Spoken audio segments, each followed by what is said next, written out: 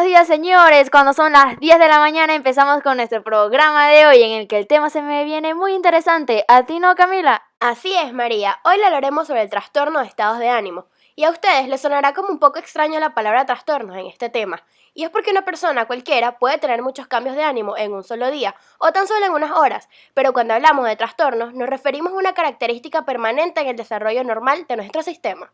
Y si como nosotras dos no fuéramos suficientes para hablar de este amplio tema, le venimos con unas invitadas no solo especiales para nosotras, sino especialistas en el tema de hoy. La doctora Yulixa González, psicóloga, y la doctora Gabriela Triana, psiquiatra. Muchas gracias por la invitación. Igual gracias, es un honor. El honor es nuestro. Trastorno del estado de ánimo. ¿Qué cosa es esta, doctora Yulixa? Bueno, esto lo podemos definir como un conjunto de trastornos definidos en el Manual Diagnóstico y Estadístico de los Trastornos Mentales cuya principal característica sería una alteración del estado de ánimo de la persona.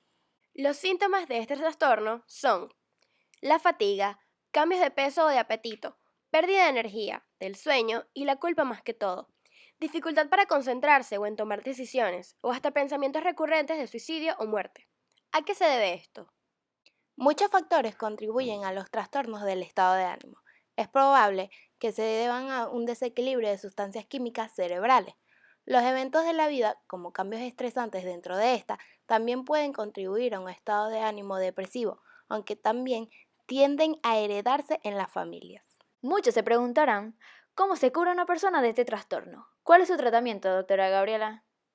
Será determinado basándose en su edad, su estado general de salud y su historia médica. ¿Qué tan avanzada está la condición, el tipo de trastorno, su tolerancia a determinados medicamentos, procedimientos o terapias, su opinión o preferencia? Pasemos a algo que usted acaba de mencionar. Los tipos de trastornos. ¿Son muchos tipos? Solo existen dos principales, el depresivo y el bipolar. El depresivo presentan pensamientos tales como se consideran insignificantes o que merecen la culpa de lo que pasa. Piensan que son incapaces de cambiar su futuro. No creen que las cosas mejoren a futuro. Presentan un riesgo de suicidio más elevado porque piensan que es la única salida. Y la bipolaridad se me hace muy interesante porque es muy difícil saber lo que piensa una persona bipolar. Porque si normalmente cada persona es un mundo, cada bipolar es un universo. Todo parece ser el fin del mundo o por el contrario, puede ser lo mejor que nos haya pasado. Si me permiten hablar de este tema en particular. No vale, tranquila, doctora Yulixa. Pero espera un momentico que vamos a hacer un corto receso. A la vuelta nos dice que nos iba a hablar. Y regresamos con nuestro programa de hoy. ¿Qué nos iba a decir la doctora Yulixa? He visto muchos pacientes de bipolaridad y, por supuesto, todos los pensamientos descritos implican una forma de actuar determinada. Si nuestros novios miran a otra chica, ya hay motivo de bronca, o para explicar más fácil, si nos critican en el trabajo, tenemos que estar pensando que ya seremos despedidos. No todo el mundo salta de un extremo al otro de forma tan exagerada, pero las personas con trastorno bipolar parecen tener esa tendencia. Una persona con trastorno bipolar se preocupa mucho más sobre cualquier tema que le preocupe en ese día, llegando a menudo a sufrir una situación de ansiedad y estrés. Una cosa para agregar, es cierto que los bipolares se exaltan a la hora de actuar, sino que también demoran. Tardan un poco más de tiempo en dar las respuestas psicomotoras, que son aquellas habilidades propias del hombre como velocidad, equilibrio, fuerza, potencia, entre otras. Es muy cierto lo que usted dijo, doctora Gabriela. Una pregunta muy curiosa para nuestra psicóloga de hoy, y que los padres estén muy atentos a esta. El trastorno de estado de ánimo fue la causa más común de hospitalización en niños de 1 y 17 años entre los Estados Unidos, con unos 112.000 ingresos aproximadamente. La etapa de la niñez y la adolescencia se ve más afectada que en las personas adultas. Por supuesto, esta etapa es cuando los niños se ven más sensibles que cualquier persona.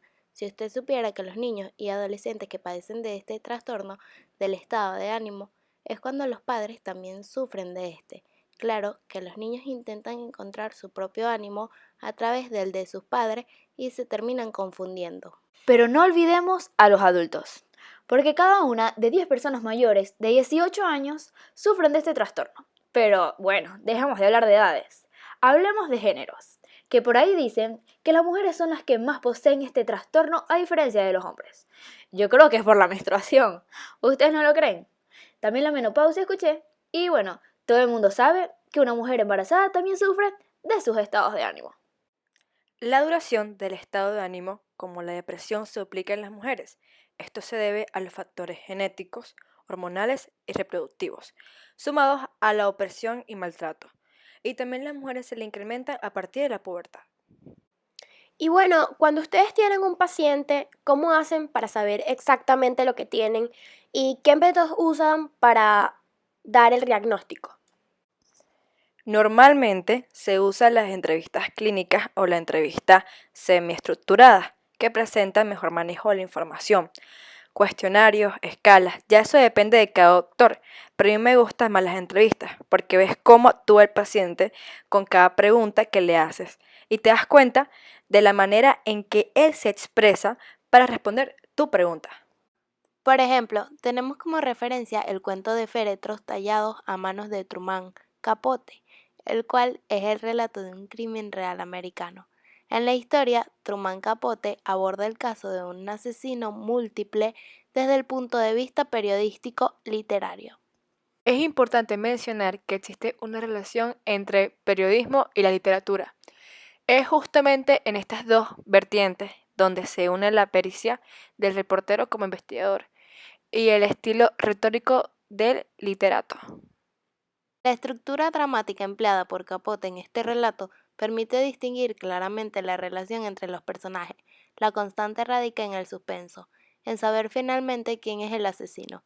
Respecto a las situaciones, todas están divididamente justificadas por los acontecimientos, es decir, cada uno de los que integran la narración tienen un objetivo, un por qué deben estar ahí. Específicamente en féretros tallados a mano, lo que lo hizo ameno fue la estructura dramática antes mencionada, unido a la forma de guión, por decirlo de alguna manera. En esta historia podemos ver distintos tipos de trastornos, entre los cuales se encuentran el trastorno del estado de ánimo. Muy bien, ahora que comprendemos más este tema, les tengo otra pregunta. Sabemos que cuando una persona presenta uno de los síntomas ya nombrados anteriormente, necesitará ayuda de un psicólogo. Pero ¿cuándo sabemos nosotros que el caso ya deja de ser responsabilidad de un psicólogo, sino que ya es hora de que se encargue un psiquiatra? Muy buena pregunta, y es algo que tengo que aclarar.